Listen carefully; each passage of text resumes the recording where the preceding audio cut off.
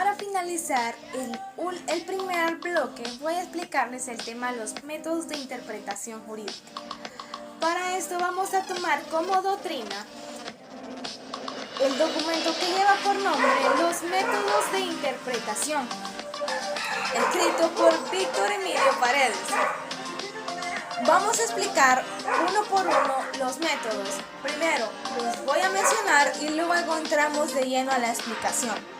Para eso también vamos a tener nuestra base jurídica en el artículo 3 del Código Civil. Para empezar, ¿qué es un método de interpretación? Un método de interpretación es algo que nos facilita a la hora de poder interpretar un artículo o un texto. Esto se lleva a cabo mediante métodos que nos ayudan a solventar nuestras dudas o solventan nuestras necesidades a la hora de interpretar artículos, textos, códigos, etc. Para empezar, vamos a empezar hablando, solamente mencionándolos, y luego vamos a explicar uno por uno y vamos a explicar en qué consiste.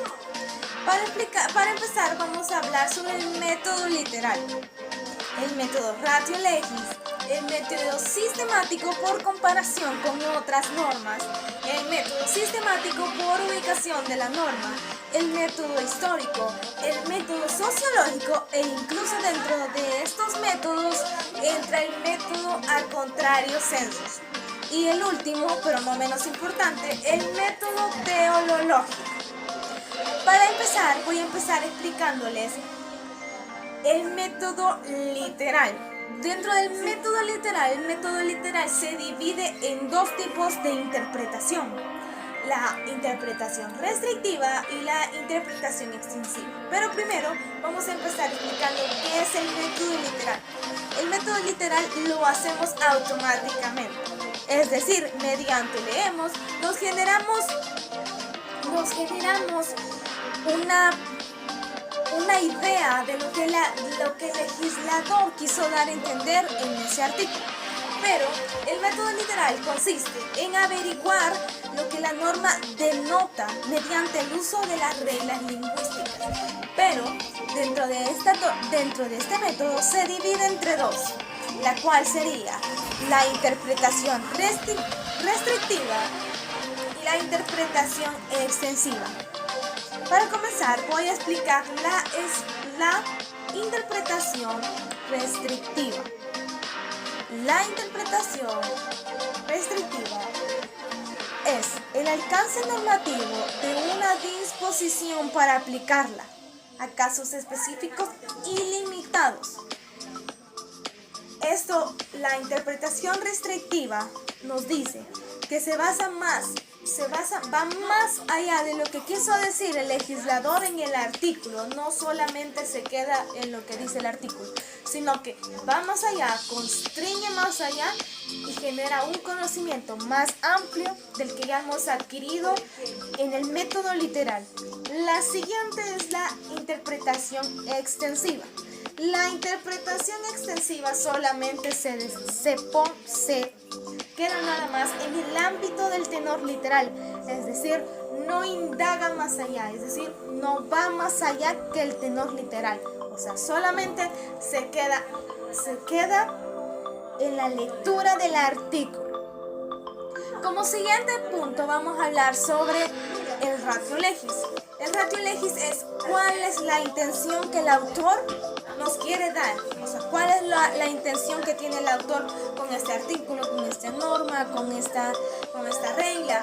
¿Cuál es la intención? Siempre debemos revisar cuál es la intención que el legislador nos quiere dar a entender mediante los artículos, códigos, constituciones, etc. El ratio legis es esto: ¿cuál es la intención del legislador? Esto consiste en el qué quiere decir, la norma, la cual se vamos a hablar.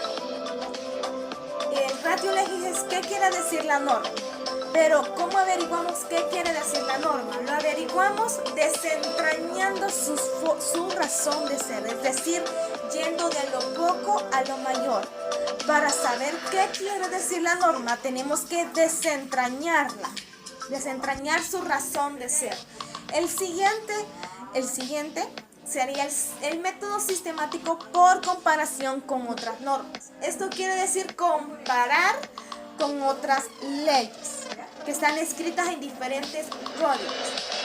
Este consiste en esclarecer la norma, atribuyéndole principios o conceptos que sí puedan quedar claros en otras normas. Es decir, busca conceptos para esclarecer otras normas de otros códigos y esas normas y esos códigos puedan esclarecer otras normas y así poder esclarecer nuestras dudas. El siguiente sería el sistemático por ubicación de la norma. Este básicamente consiste en esclarecer la norma teniendo en cuenta el conjunto, el subconjunto, el grupo normativo, etc. El siguiente sería el método histórico. El método histórico siempre está vinculado con la norma. Este consiste en recurrir a los contenidos de los acontecimientos jurídicos vinculados con la norma. Es decir, vamos a recurrir a los acontecimientos jurídicos pasados para traerlos a la norma y así poder desentrañar su razón de ser. El siguiente sería el método sociológico. El método sociológico consiste en tomar en cuenta las variables sociales del grupo social en el cual se va a aplicar la norma. Es decir, tener en cuenta en dónde, en qué y en cuál situación se va a aplicar la norma. El siguiente sería el método contrario census. ¿Qué quiere decir el método contrario census? El método contrario census es lo contrario que el autor quiso decir. Un ejemplo de esto sería, tienes permitido salir de lunes a viernes, pero ¿qué pasa con los 2 días que no fueron permitidos en dicha orden? Esto sería a un contrario census, es decir, te permito ciertos días, pero ciertos días que no mencionó están permitidos. Para finalizar con esta exposición vamos a desarrollar el último tema que lleva por nombre Ley del nombre de la persona natural. Para este tema se desglosan 5 literales, los cuales son antecedentes que el legislador tomó en cuenta a la hora del surgimiento de dicha normativa. Número 2 o literal B establezca su jerarquía normativa. Literal C explique con sus propias palabras el objeto de la ley. Literal D, ámbito de aplicación de la norma. Y literal E, aspectos prácticos de aplicación de la norma. Para empezar, vamos a hablar sobre los antecedentes que el legislador tomó en cuenta a la hora del surgimiento de dicha normativa. Los antecedentes que el legislador tomó en cuenta, empezando con que dicha ley entró en vigencia se creó el 22 de febrero de 1990, pero entró en vigencia el 4 de mayo de 1990. ¿Qué estaba pasando en El Salvador? En El Salvador estaba devastado por una guerra que se titula la Guerra Civil. En esta guerra los derechos de las personas se fueron por el suelo, así también de la mano de la economía. La economía de El Salvador estaba por los suelos. Entonces, las personas, luego de esto, que se creó una gran guerra, que murieron demasiadas personas, el gobierno no lograba como saber más la cantidad masiva de personas que se habían muerto. Entonces el gobierno quiso implementar una nueva medida para que las personas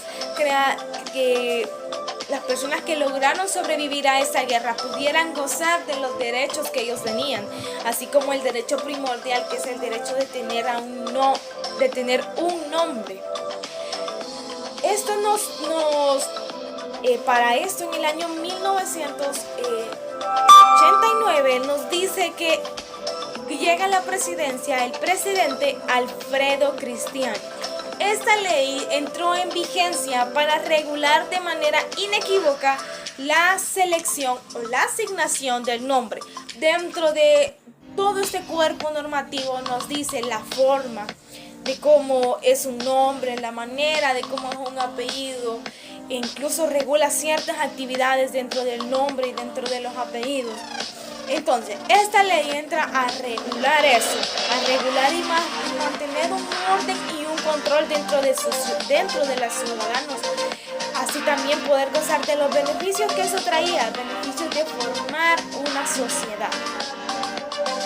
Dicho esto, vamos a establecer nuestra jerarquía normativa. Nuestra jerarquía normativa consiste en la punta de nuestra pirámide, la Constitución, luego el Código Civil, luego el decreto legislativo y luego la ley. Vamos a empezar por nuestra Constitución. En nuestra Constitución, como lo sabemos, en el artículo 1 de nuestra Constitución, reconoce a las personas como el fin de la actividad económica dentro de la sociedad. Así también en el artículo 36, el cual dice, en el artículo 36, inciso 3, dice: toda persona tiene derecho a tener un nombre que la identifique. La ley secundaria regulará esta materia. ¿Y cuál es la ley secundaria? La ley del nombre de la persona natural. Luego de este desglose iría nuestro Código Civil con el artículo 152, que nos dice quién es una persona natural, el cual dice: las personas naturales son todos los individuos de la especie humana, cualquiera que sea su edad, sexo, estirpe o condición, es decir, somos todos sin ninguna discriminación. Luego de esto bajamos un escalafón más y llegamos al decreto legislativo número 450, el cual dice: considerando que el nombre como atributo de toda persona natural y como medio de su individuación e identificación debe ser protegido por el Estado, por lo que el artículo 36, inciso 3 de la Constitución expresa lo antes mencionado. Luego de esto nos vamos al último escalafón, que sería la ley del nombre de la persona natural. Acá viene conferido cómo es su nombre, de qué manera, e incluso da ciertas pautas en las cuales se les va a aplicar esta norma en caso de para poder mantener un control, mantener un orden básicamente dentro de nuestra sociedad. Para seguir con esta exposición, vamos al literal C, que dice: explique con sus palabras el objeto de la ley. Vamos a leer el objeto de la ley que trae esta cuerpo normativo. Este cuerpo normativo lo hallamos, el objeto de la ley lo encontramos en el artículo 2, el cual dice: la presente ley regula el nombre de la persona natural en cuanto a su formación, adquisición, elementos, cambio, uso y protección. ¿Qué quiere decir esto? Que el objetivo principal de esta ley es regular, mantener un orden e incluso un control de las personas legalmente registradas dentro de la sociedad, y asimismo poder tenerlas sujetas a un mayor control y a un mayor orden. Esto con el fin de que nuestra sociedad pueda tener un nombre, se puedan cumplir sus derechos de la mejor manera. El siguiente punto que vamos a abordar es el ámbito de aplicación de la norma.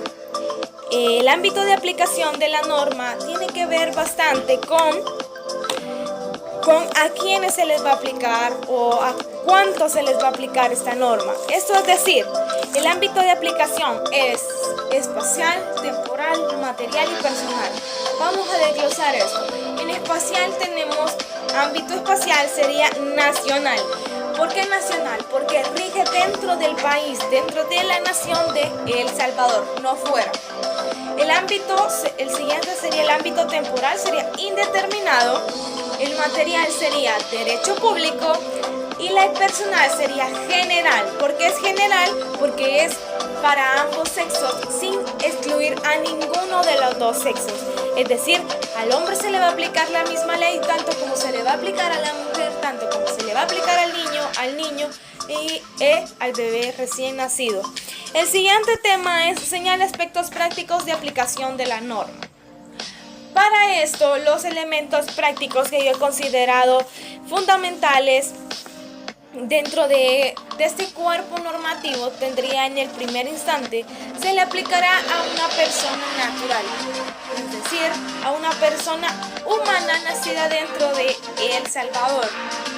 El segundo es regular el nombre de la persona natural. Es un aspecto práctico y sencillo que está dentro y contemplado de ese cuerpo normativo. El tercero es regular los elementos del nombre y apellido, ya que en los años de 1990 muchas personas tenían este inconveniente de no saber las pautas requeridas a la hora de asentar sus hijos o ponerles su nombre, un nombre que fuera determinado y fuera inequívoco. El siguiente es, además se decretan pautas en caso de adopción. Dentro de este cuerpo normativo se nos habla sobre pautas que tienen que tener a la hora de una adopción, es decir, a la hora de colocar el apellido que va a tener su hijo a la hora de una adopción. El siguiente punto es decretar los elementos del nombre. Acá decreta los elementos principales de un nombre para que a la hora de nosotros llevar nuestro nombre no sea rechazada esta solicitud. Y el último, pero no menos importante, es cumplir con los derechos de las personas naturales. Básicamente, esta ley es el objetivo de esta ley es hacer valer, mantener un orden, mantener un control de las personas, porque cada vez que nos registramos, cada vez que más niños nacen, se van registrando en un control y básicamente es tener un control y hacer valer sus derechos dentro de la sociedad, así también poder ser reconocido individualmente con un nombre. Muchas gracias por su atención. Pasen una feliz tarde.